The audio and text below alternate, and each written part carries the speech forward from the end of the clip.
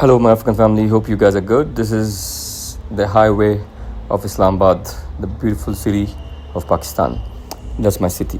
Anyways, the video is about educating people when they say, Kareem, can we have partner visa or partnership visa? First of all, there is nothing as partnership visa.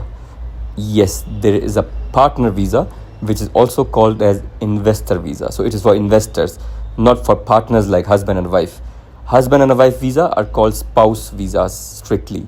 So if you're talking about your partner, yeah, you can call them your partner, but it's a spouse visa in legal terms. It's not a partner visa. Partner means investor visa in UAE.